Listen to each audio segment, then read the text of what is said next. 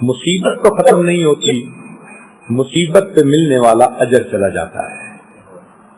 کیسی کیسی عورتیں صبر والی تھیں، ایک واقعہ سن لیجیے۔ ایک صاحب فرماتے ہیں کہ میں طواف کر رہا تھا، ایک عورت کو دیکھا جو کہہ رہی تھی اللہ میں اس حال میں بھی تو اس سے راضی ہوں۔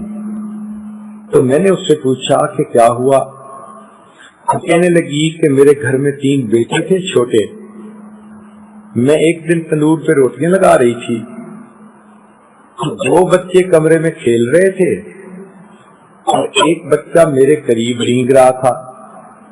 اچانک میں نے کمرے سے آواز سنی، دوڑ کے گئی تو کیا دیکھا کہ تیز چھری کہیں پڑی تھی، وہ بچے کے ہاتھ لگ گئی اور اس نے اپنے گلے پہ پھیر لی۔ اس کو پتہ نہیں تھا کہ اس سے ہوگا کیا۔ جب اس کا ونڈ پائپ پھٹا اور وہ تڑپا تو دوسرے نے دیکھا تو وہ بھاگ گیا۔ اور میں آئی تو میرے آنے تک وہ میرا بیٹا ٹھنڈا ہو چکا تھا، روح نکل گئی تھی۔ میں نے اس کی لاش کو اٹھایا اور صحن میں لا کر اس کو چارپائی کے اوپر لٹایا تو میں نے محسوس کیا کہ میرا دوسرا بیٹا ڈر خوف سے کہیں بھاگ گیا۔ تو کروں کہاں ہے؟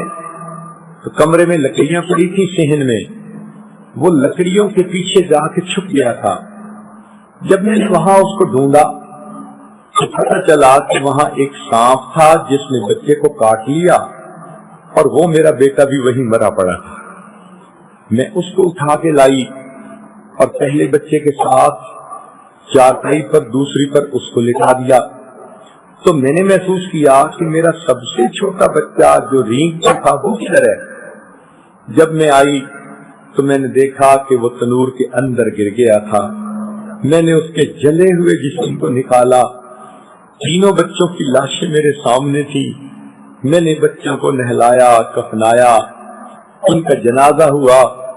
جب ان کو دفن کر دیا گیا میں عمرے پہ آ گئی اور میں طواف کرتے ہوئے یہ دعا کر رہی تھی اللہ میں اس حال میں بھی تجھ سے راضی ہوں۔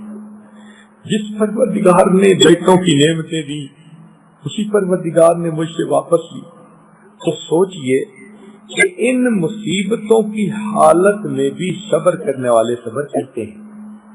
هي الحلقات تحفظني بآيات من القرآن، هي الحلقات تملأني بحب المصطفى العدنان، هي الحلقات تحفظني بآيات من القرآن، هي الحلقات تملأني